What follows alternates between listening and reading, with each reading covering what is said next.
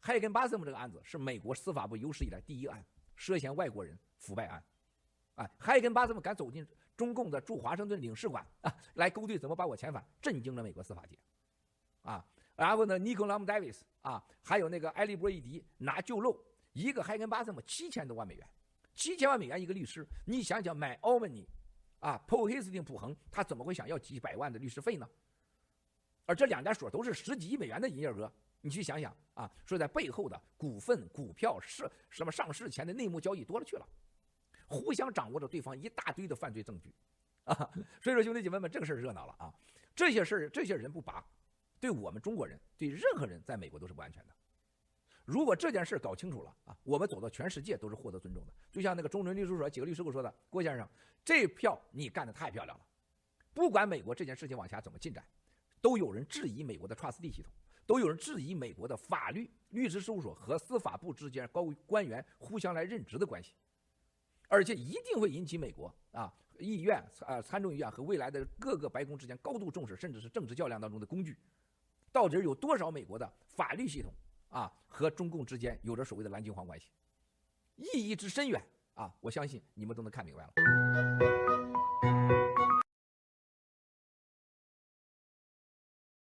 Okay, so good morning, good afternoon. Welcome to the CCP Reality Checks special series live stream. I'm your host, David Starwatcher. Today is episode 6, and together with me is our co-host, Nancy. Hello, Nancy? everyone. I'm your co-host, Nancy, from New Federal State, China, with Washington, D.C. Glad to join David tonight. Thank you for joining with me tonight. And I'm also from the Himalaya, Washington, D.C. farm of the New Federal State of China. Without further ado, we are going to looking into tonight's very special content and the case of. This is a disclaimer before that. Before I move on, I have to read this disclaimer. This video is for educational and informative purposes only. We are dedicated to share with you what is really happening in China and to try our best to verify information used. Jointly, we fight back CCP propaganda. We highly value your independent research, critical thinking, and comments. This is from the CCP Reality Check team. Now, let's move on. Again, tonight we are looking at how the CCP infiltrates the US judicial system. So let's move on to the next one. So in tonight's episode, we are going to looking at these two things. One is the newest update on the case number 225007, which is the mouse score bankruptcy case. With updates and some of the reviews. And 2, we will be looking into the case of Nickie Lum Davis, number as CR200068JAO. But before we move on, I would like to do a quick recap from the episode 5. So in episode 5, we have looked into the fact that Miles Guo was the guarantor of a $30 million loan, which is back in 2008 in Beijing, China. But the loan was already paid off. So the PAX, a subsidiary of PAG, sued Miles Guo on the basis of the already paid loan. And the case was finally allowed to be proceeded within New York's jurisdiction after multiple failed filings. There are two important properties in this case. One is called the yacht called Lady May with a price tag of $120 million and an apartment which is owned by BVI Holdings. Fine for the Lady May parking outside of New York jurisdiction was $500,000 a day.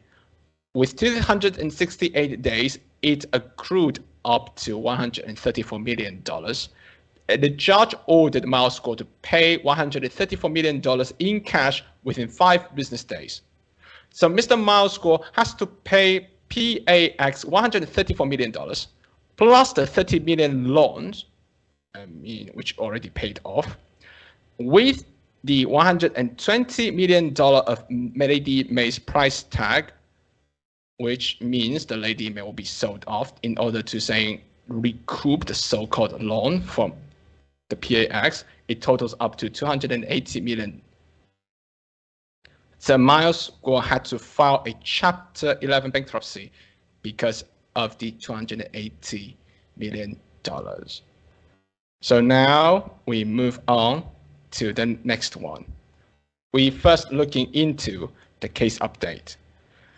So the case is actually related to Mr. Miles Guo's bankruptcy, which Chapter 11 bankruptcy, which is filed in February 2022. And the hearing is held with the debtor's response due on or before August 4th, 2022 by 9 a.m. So the hearing continued on August 4th, 2022 at 1 p.m. Eastern Standard Time for the reasons stated on the record. The number 598 motion for order confirming that Chapter 11 trustee holds all of debtors' economic and corporate governance rights in debtor controlled entities. Not only that, it also authorized the Chapter 11 trustee to act in any foreign country on behalf of estate, and the estate belongs to and the estate means Mr. Miles Guo, and the debtor here referring to Mr. Miles Guo. The hearing also granted the related relief filed by Patrick R. Lindsay on behalf of Luc R. Despont, the trustee. The judge granted the motion in the hearing that has happened on August 4th, 2022. So now we have to move on to see this one. Paul Hastings you saw the news, and a lot of people who have following the entire special series might have noticed that we have been looking into this fact for a very long time. But we have, for those who is new to our program, we would like to introduce a little bit about what is between the PAG and the Paul Hastings. Luc R. Despont is a partner of the Paul Hastings, and Paul Hastings has continuously represented PAG, which owned PAX and has connections, and Paul Hastings and PAG has connections based on interest. The PAG's Wei Jianshan, according to Miles Guo's revelation in the past, is a spy that directly reported to Qishan Wang, a very high-level CCP official. And later we will see, in the case of Nickie Lum Davis, that Miles Guo is a dissident, and he is also the #1 enemy of the evil Chinese Communist Party. Let's move on. So the Paul Hastings also has a lot of involvement with the CCP. This is the Jinshan Bank. In the listing, there's a Hong Kong legal advisor, and it listed no other than the Paul Hastings. Jinshan Bank is actually controlled by the state, but let's move on to the next one.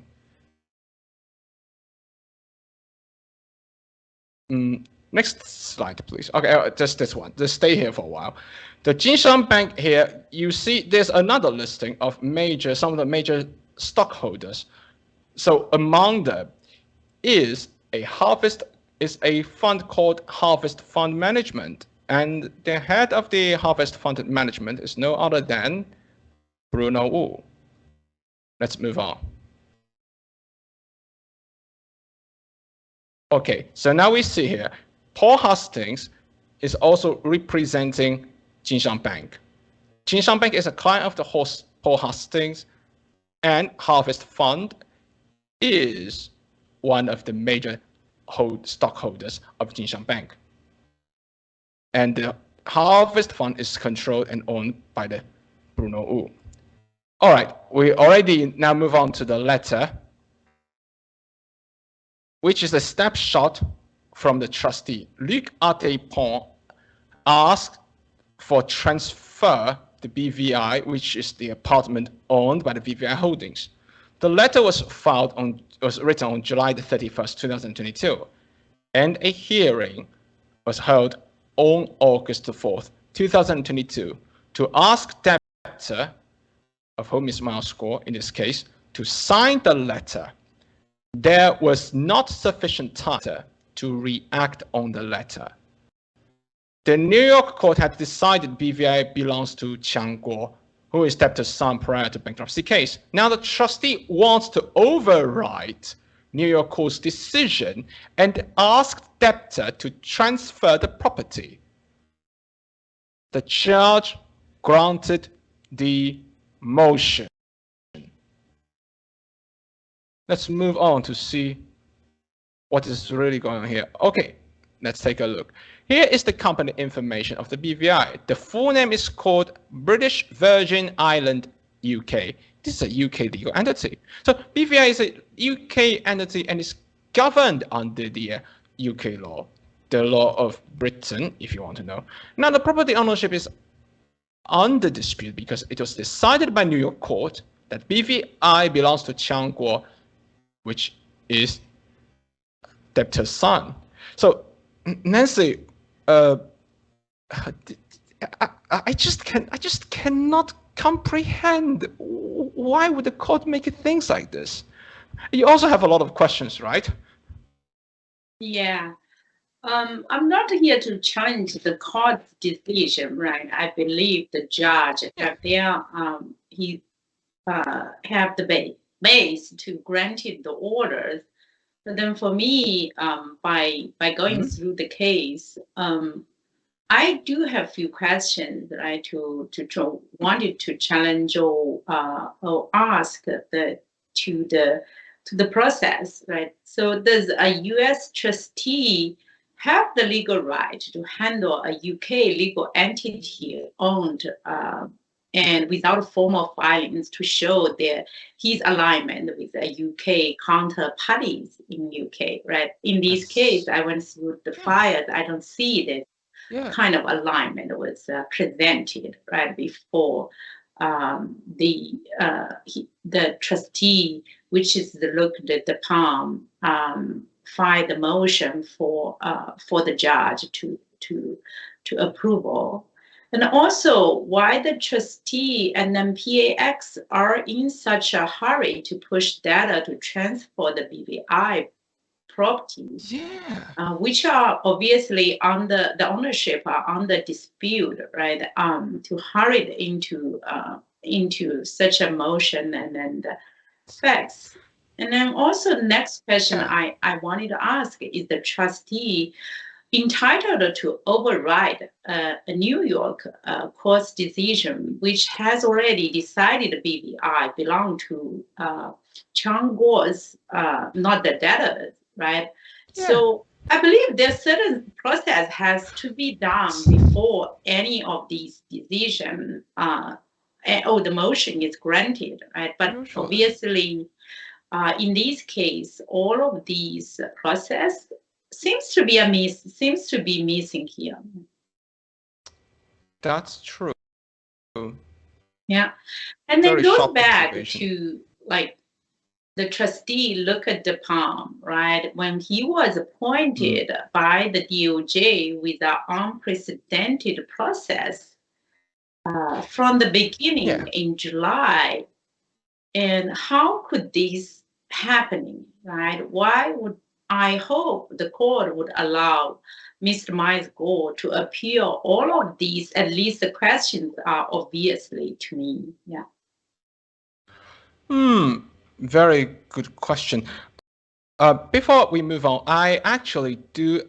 Thank you very much, Nancy. I also paid attention to the to our live streaming chat area. Allow me to look into a little bit. There's a question from an audience called Stan714. He's asking, is it possible to appeal? Well, first of all, I would say that is, I mean, I personally, I think usually there might be some possible ways to appeal. But Nancy, your thoughts before we move on? Yeah, I'm not an expert or professionally in legal area or industrial. So, but Neither I do believe U.S. is a place where democracies stay, and that there's a way that people can appeal and then to sort out all these process. But process has always to be put in place. That's a very, well, I think as for now, we have to stay tuned and let's keep a closer look on how this case is going to be developed and see how it goes. Yeah, stay tuned. And we'll now, keep you as for yeah. Let's stay tuned and keep posted. As for now, this is the end of all the updates about the bankruptcy case. So now we are going to move on to introduce you to see an example of the CCP's infiltration on the United States judicial system. This is the case of Nickie Lum Davis with the number CR20-00068JAO. We are going to review details not being reported in the NMSM, and the CCP had influenced the US State DOJ and its officials to be a part of the unrestricted lawfare against the Mao Squad. In the last episode, we talked about Joe Lo. We just go back to the last one. Thank you. So in the last episode, we talked about Joe Lo. So today, we are going to talk about the case of Nickie Lum Davis. And in this case, there are some more very connections and very interesting connections that may comes up in a later date. Some of them will involve Joe Lo. Let's move on to the next one. Okay, so we now see this. A lot of you might see this entire diagram during some of the past episodes in our special series live streaming. This is not only saying the cases that the entire diagram that shows the people who involved in the CCP's unrestricted lawfare against Mr. Mao Squad, but also they do involve in the case of Nickie Lum Davis. So who is Nickie Lum Davis? Who is Nickie Lum Davis? Nickie Lum Davis is a Hawaii and California-based businesswoman. So let's move on because it's something more than that. This is an article on the Department of Justice website, which is being published by the Office of Public Affairs, and this is actually written. It's actually distributed on Monday, August the 31st, 2020.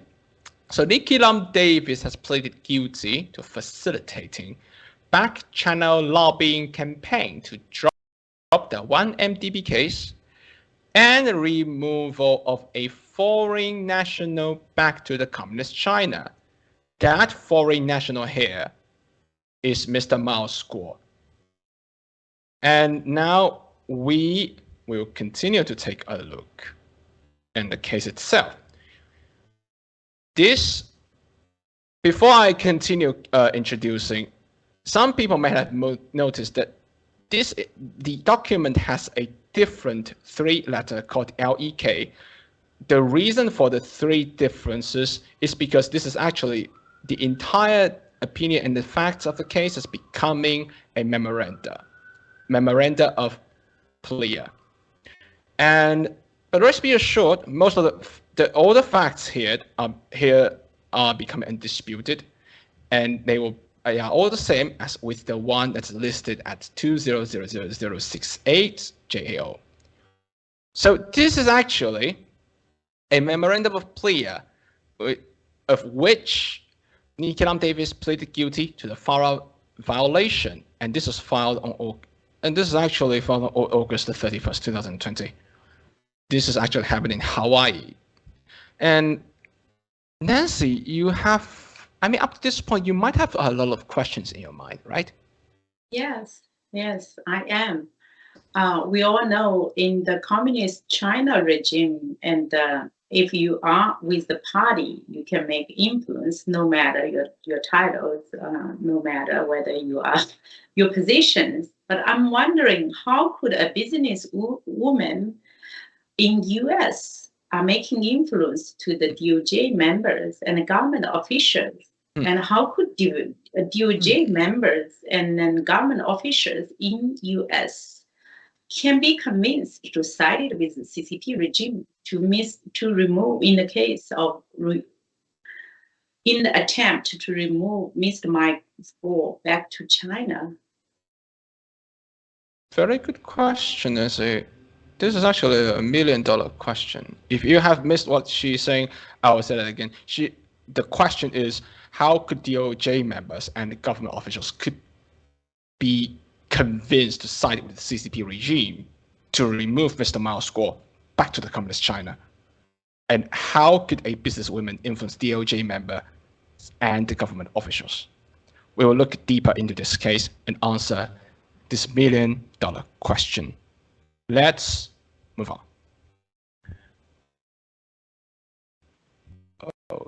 Okay, let us take a look. Okay, let's take a look at this. This is actually a part of the one of the memorandum of plea. This is actually talking about a fact about the defendant's involvement. This part shows that it doesn't limit it to the 1MDB. In here, we will see in the red circle, Foreign National A is Joe Low. The PRC Minister A here is Sun Lijun. Person B here is Elliot Brody. So now we see the entire section of this part of the memorandum. It shows that the defendant had contacted with the CCP's officials. But there's a big question. Foreign National A is Joe Low, and the PRC Minister A is Sun Lijun. Why was Joe Low listed with a CCP official in the case? Right? Let's move on to take a look what's happened. Now we saw another two parts of the red circle here. So now we saw the details. Let's take a look at Nickie Lum Davis. And the Foreign National A here is Joe Low, as we already know. So now we just looking into this section, what we can coming up with a quick summary is that Nickie Lum Davis was involved in an agenda of the CCP regime. So why did the 1NDB illegal? Saying the illegal lobbying was actually concurrent. It's actually concurrent with the CCP's lobby of the attempted deportation of Mr. Mao Squaw. Nancy, do you have any answers to that? Yeah, publicly, we only know and can track that Joe Low is associated to the 1MBD case in Malaysia. And here again, we see that Joe Low is linked to the CCP regime's attempt to remove Mr. Mao Squaw back to China. In addition to the case, we see that he was connected in the George Hagenbeck case, which we shared in our prior episode. Thank you very much, Nancy. That's a very, very important answer to that question. So we have to move on to the next slide to take another look. So this is also a very important information here. Sorry we haven't got very short. It says PRC National A was a dissident of the PRC. Living in the United States on a temporary visa, the government of the PRC, including PRC Minister A and the president of the PRC, was seeking the removal of PRC National A from the United States back to the PRC, which is the Communist China. So the PRC National A here is Mr. Mao's Guo. And Mr. Mao's Guo is defined as a dissident and is publicly known as a dissident. Not only that, he is actually the #1 enemy of the evil Chinese Communist Party. Let's move on to the next slide. Now let's take a look at this section of the intent memoranda. The title is Campaign to Remove PRC National A from the United States, but let's concentrate on the circled area.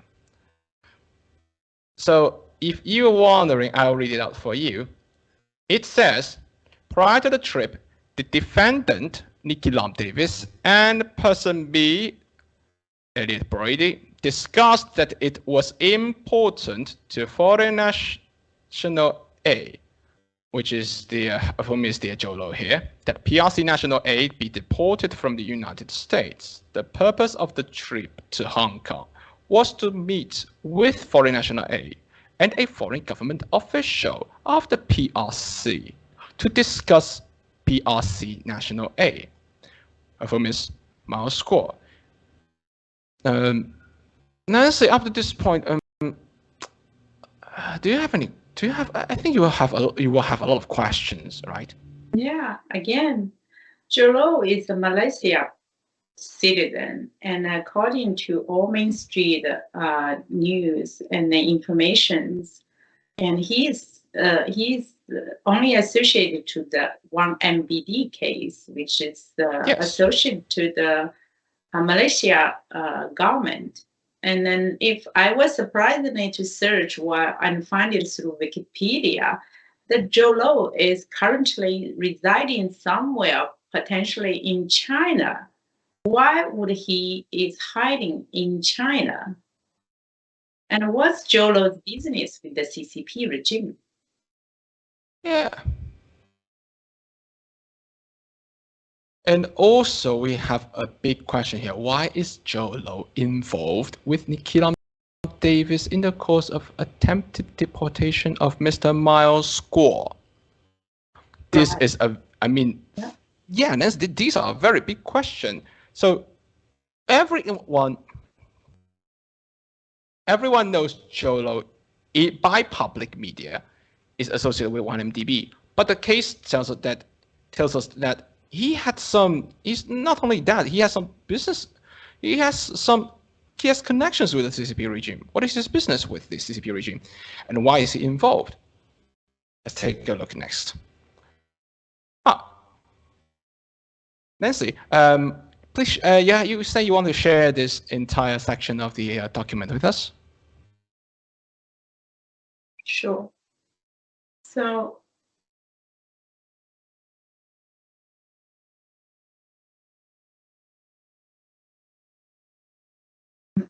Here's a detailed summary of the connected people in the whole Nickie Lum Davis case.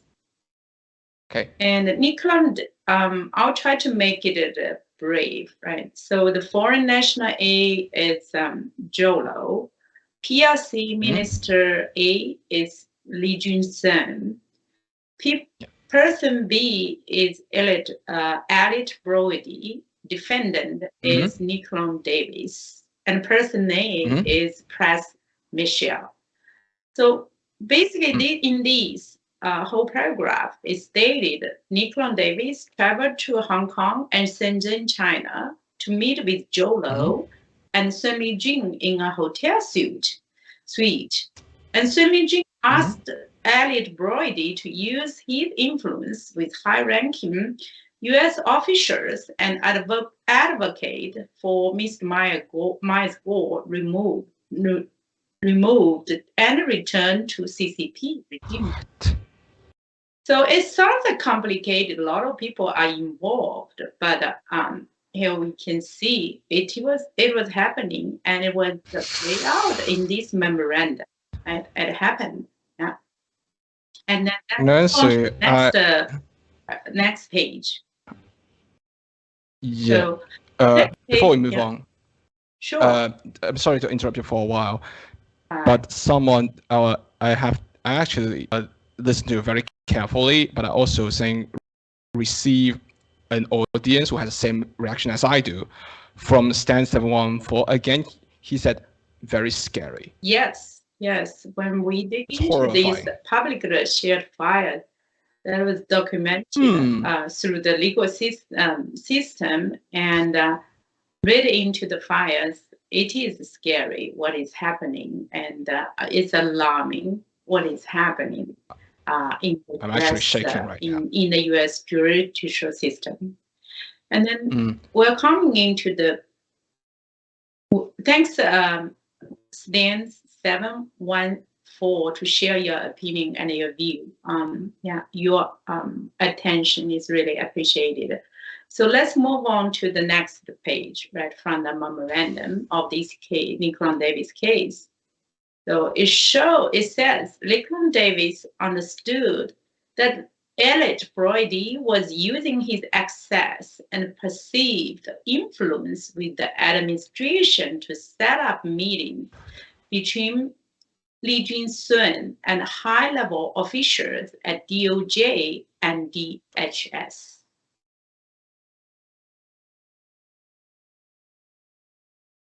I don't know what to say right now. I'm sorry to say this, but I don't know what to say right now. So what that means is someone from the United States was using his access and perceived influence with the administration of the United States government to set up meetings between Sun Lijun, the CCP's minister, and high-level officials at DOJ and DHS. I think I have to move on before we let's just move on to the next slide. So now we also see here in June 2017. By the way, thank you very much, Nancy, for sharing. I mean, thank you very much. But by the way, those two things shared by Nancy, the details is very horrifying to everyone. There's also this one here says in June 2017, the defendant understood that person B, Elliot Brody, asked a certain person H, which basically means Nickie Lum Davis understood that Elliot Brody asked a person H, an internationally successful businessman and frequent contributor to political campaigns with close access to the president, to lobby the administration for the removal of Mr. Myers-Gore from the United States. And there are more scary details coming on. Move on.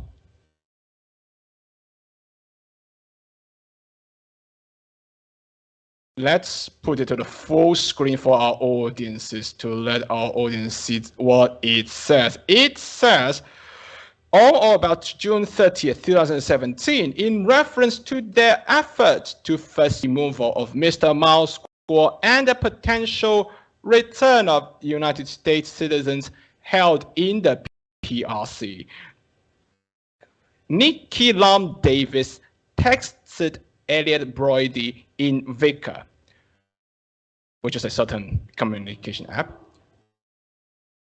She said, you quote, "You are the man right now. They are going to do the President's Medal of Freedom award after what you will accomplish for the country this July the 4th. If you missed this one, I have to read this out loud again. What Nickie Lum Davis said. She said, "You are the man right now. They are going to give you the President's Medal of Freedom Award after what you will accomplish for the country this July the 4th. Before I move on, Nancy, what is your thought on this? About these words spoken by Nickie Lum Davis to Elliot Brody?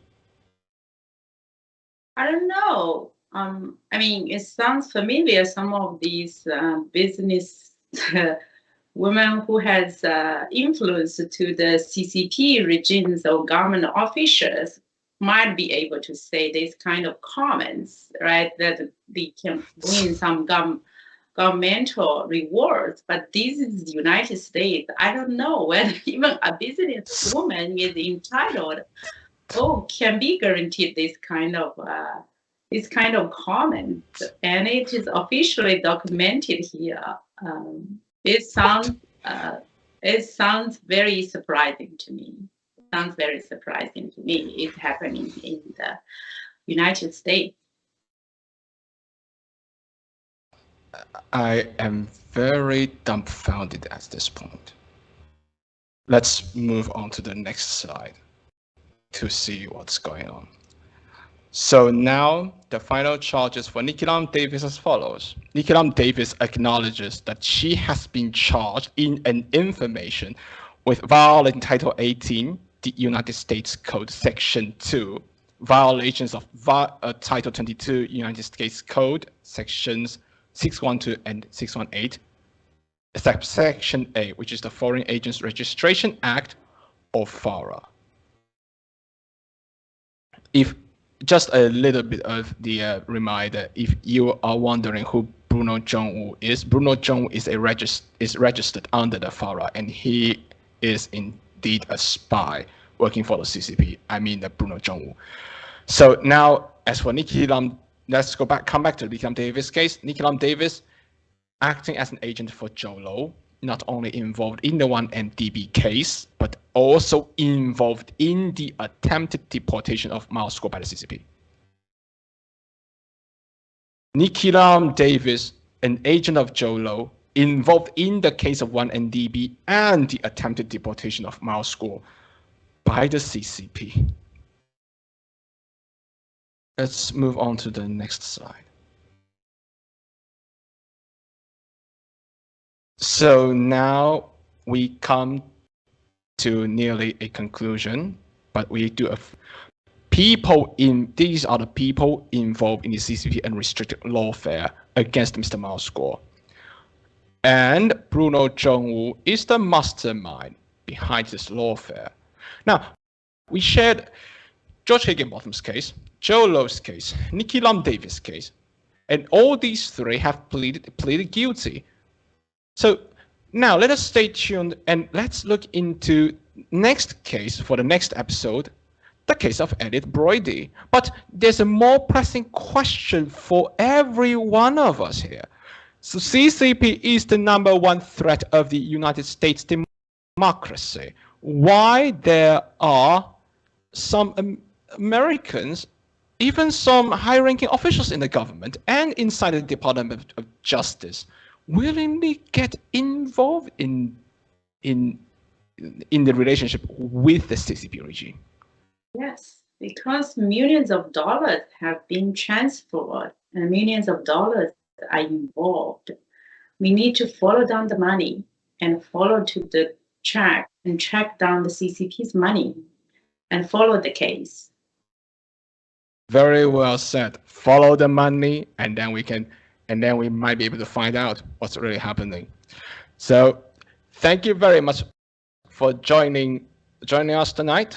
I'm your host, David Stallwatcher. Thank you for joining us. Have a good night. Bye. Thank you very much for joining me, the host David Stallwatcher, and the co-host Nancy. I wish you all have a good night. Next episode, Elliot Brody's case. Good night.